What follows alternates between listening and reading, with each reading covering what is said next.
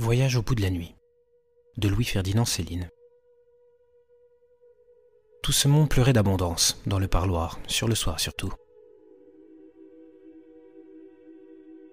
L'impuissance du monde dans la guerre venait pleurer là, quand les femmes et les petits s'en allaient, par le couloir blafard de gaz, visite finie, en traînant les pieds. Un grand troupeau de pleurnicheurs il formait, rien que ça, dégoûtant. Pour Lola, venir me voir dans cette sorte de prison, c'était encore une aventure. Nous deux, nous ne pleurions pas. Nous n'avions nulle part, nous, où prendre des larmes.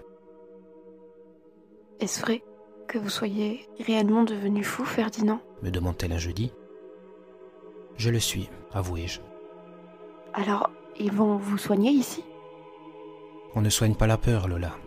Vous avez donc peur tant que ça ? Et plus que ça encore, Lola. Si peur, voyez-vous, que si je meurs de ma mort à moi, plus tard, je ne veux surtout pas qu'on me brûle. Je voudrais qu'on me laisse en terre, pourrir au cimetière, tranquillement, là, prête à revivre peut-être, sait-on jamais. Tandis que si on me brûlait en cendres, Lola, comprenez-vous, ça serait fini, bien fini. Un squelette, malgré tout, ça ressemble encore un peu à un homme. C'est toujours plus prêt à revivre que des cendres. Des cendres, c'est fini. Qu'en dites-vous ? Alors, n'est-ce pas, la guerre ? Oh, vous êtes donc tout à fait lâche, Ferdinand. Vous êtes répugnant comme un rat. Oui, tout à fait lâche, Lola. Je refuse la guerre et tout ce qu'il y a dedans. Je ne la déplore pas, moi. Je ne me résigne pas, moi. Je ne pleurniche pas dessus, moi. Je la refuse tout net, avec tous les hommes qu'elle contient. Je ne veux rien avoir à faire avec eux, avec elle. Serait-il 995 millions et moi tout seul ? C'est eux qui ont tort, Lola. Et c'est moi qui ai raison. Parce que je suis le seul à savoir ce que je veux. Je ne veux plus mourir. Mais c'est impossible de refuser la guerre, Ferdinand. Il n'y a que les fous et les lâches qui refusent la guerre quand leur patrie est en danger. Alors vivent les fous et les lâches, ou plutôt survivent les fous et les lâches. Vous souvenez-vous d'un seul nom, par exemple, Lola, d'un de ces soldats tués pendant la guerre de 100 ans ? Avez-vous jamais cherché à en connaître un seul de ces noms ? Non, n'est-ce pas ?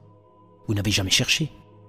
Ils vous sont aussi anonymes, indifférents et plus inconnus que le dernier atome de ce presse-papier devant nous, que votre crotte du matin. Voyez donc bien qu'ils sont morts pour rien, Lola, pour absolument rien du tout, ces crétins. Je vous l'affirme, la preuve est faite. Il n'y a que la vie qui compte. Dans 10 000 ans d'ici, je vous fais le pari que cette guerre, si remarquable qu'elle nous paraisse à présent, sera complètement oubliée. À peine si une douzaine d'érudits se chamailleront encore par-ci, par-là, à son occasion et à propos des dates des principales hécatombes dont elle fut illustrée. C'est tout ce que les hommes ont réussi jusqu'ici à trouver de mémorable au sujet les uns des autres à quelques siècles, à quelques années et même à quelques heures de distance. Je ne crois pas à l'avenir, Lola.